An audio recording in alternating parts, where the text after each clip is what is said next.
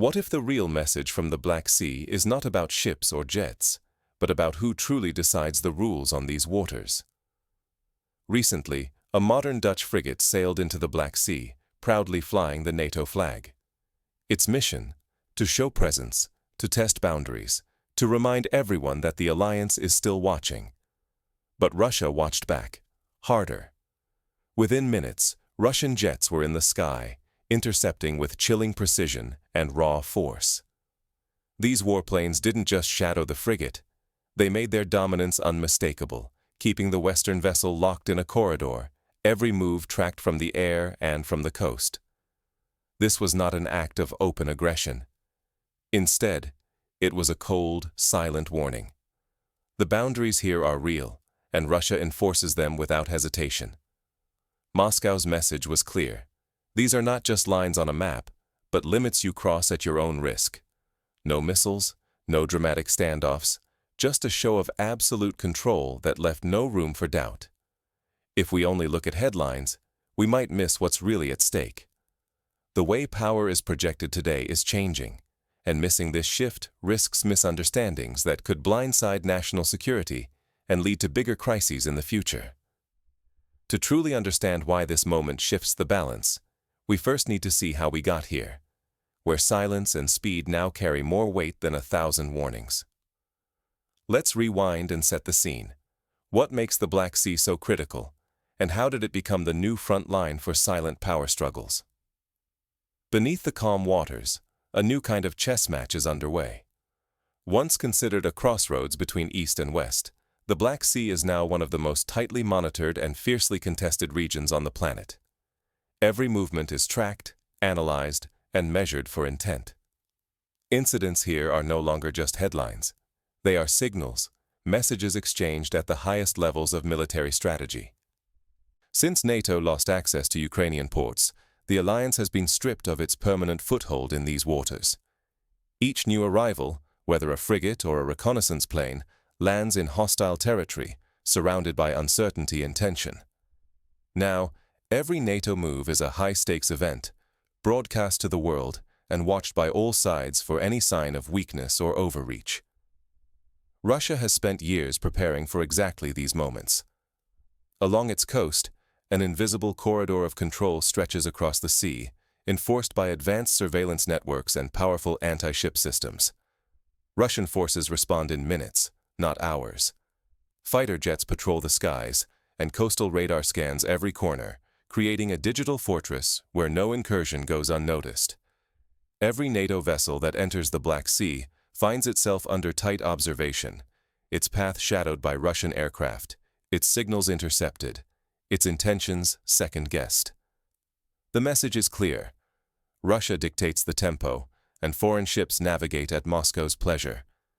For analysts and policymakers, missing this transformation is not just an academic mistake. It is a critical error. To ignore these subtle but seismic shifts is to risk being blindsided by the next crisis, unprepared for the flashpoints that could redefine security across an entire region. But what happened next was no routine encounter at sea. It became a real-time test of electronic warfare, psychological brinksmanship, and the new rules of engagement in the Black Sea. The Dutch frigate's entry into these waters was supposed to be a show of presence, but the Russian response turned it into something far more intense. Let's break down how this confrontation escalated in a matter of minutes. When the Dutch frigate crossed the invisible line, the response was instant and absolute. Within mere minutes, Russian fighter jets were in the air, closing in at minimum distance, engines roaring as they swept past the foreign warship. The message was chillingly clear. Every NATO move would now meet immediate, overwhelming scrutiny. The Dutch crew, trained for high-tech warfare, suddenly found their systems under siege. Electronic jamming washed over the ship, blinding its radar and cutting off communications with the outside world. Their sensors flickered uselessly, isolated in a sea that was no longer theirs. Above them, Russian pilots executed a ballet of intimidation, complex maneuvers, imitation attack runs, and seamless electronic interference. The encirclement was methodical, as if rehearsed 1,000 times, leaving no doubt who owned the skies and the waves. What made this episode unprecedented was the precision and restraint. There were no warning shots, no dramatic taunts. The Russian operation was cold, professional, and almost routine, a demonstration of dominance without a single step toward open escalation. For Western strategists, this was a wake-up call. Russia had not just flexed military muscle, it had combined psychological pressure and technological superiority to instantly neutralize a NATO asset.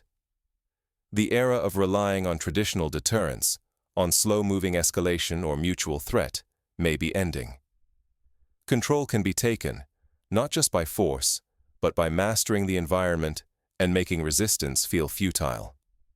As the Dutch vessel reluctantly turned back, the shockwaves were felt far beyond the Black Sea.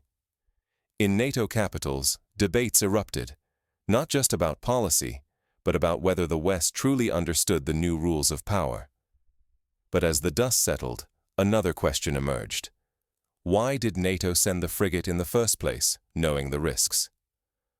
The story behind this mission reveals even deeper divisions and doubts within the alliance. In Brussels, the silence was as deafening as it was on the water. What now? The incident with the Dutch frigate has sent shockwaves through NATO, exposing deep divisions rather than unity. Calls for a strong, collective response echo around the alliance, but in reality, there is hesitation and uncertainty everywhere. France, Germany, and Turkey all hesitate to escalate the situation. They fear provoking a broader confrontation with Russia, leaving the Dutch feeling isolated and unsupported.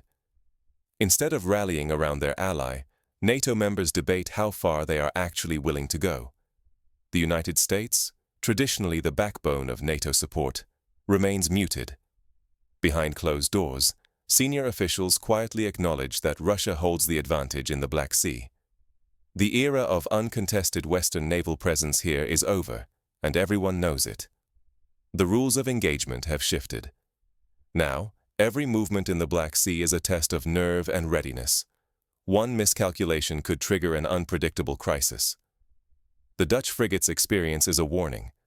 Russia responds instantly, leaving no room for error or bravado. The psychological impact is profound. Europe's leaders and militaries are forced to reckon with the reality of Russian control in real time. The message is clear.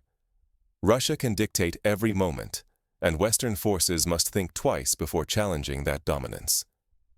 If these shifts go unacknowledged, the West risks being caught off guard by future strategic surprises. Regional actors are already watching closely, reconsidering their allegiances and security calculations.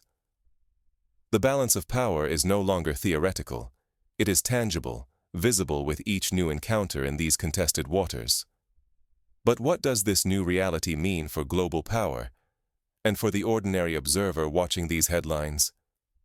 To truly grasp what's at stake, let's examine how these silent power plays on the Black Sea ripple across the globe, shaping alliances, economies, and the very meaning of security in our time. This isn't just about ships and planes. It's a guide for reading the future. Russia's new approach is defined by a calm, methodical presence. No shouting, no dramatic threats, just quick, measured action. That cold competence sends a sharper warning than any speech ever could. For NATO, the old rules no longer apply. Symbolic shows of force in the Black Sea no longer guarantee influence or safety. Every flag-waving patrol now faces a silent test, and every incursion is met with immediate, precise control. Technology and readiness can shift dominance in a heartbeat. Russia's ability to respond in minutes, not hours, has redrawn the balance. Every actor in this region must now reconsider how quickly control can be asserted and lost. So what does this mean for people watching world events? The big picture often hides in the small details. Silent signals, quiet patrols, and moments when nothing seems to happen. The real message is almost never in the headlines. Learning to read between the lines, to spot strategic patience and cold calculation, is now essential for understanding which way the winds of power are blowing. If you miss these shifts, the risks are real. Individuals, businesses, and even nations can be blindsided, exposed in a world where quiet strength beats loud bravado. The balance of power is no longer decided by those who shout the loudest, but by those who act first and wait with unwavering focus. In the end, the Black Sea incident isn't just history, it's a preview of what's coming. Understanding this new reality is the first step to anticipating the next move on this global chessboard. But how did we get here? To truly understand the stakes and what might come next, we need to trace the origins and evolution of this silent struggle. The next time the world goes quiet after a standoff, will you understand what just happened? When the headlines fade and officials speak only in short, careful phrases, something far more significant may be taking place beneath the surface. In moments like these, silence is not absence. It is a message and a test for anyone paying attention. Because global power is shifting, not with dramatic announcements or loud confrontations, but through calculated, silent moves.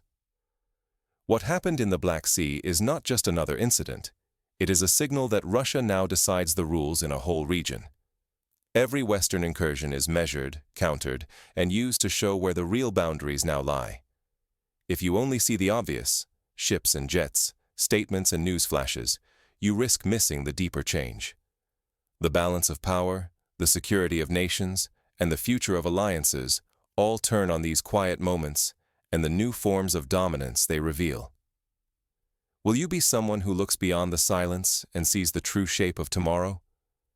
Missing these signs could be the difference between understanding the next world order and being left behind.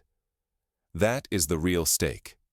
Your ability to read between the lines, to notice when control is asserted, not with noise, but with cold confidence. So the question is, next time the world falls silent after a confrontation, will you recognize the signal or miss the warning?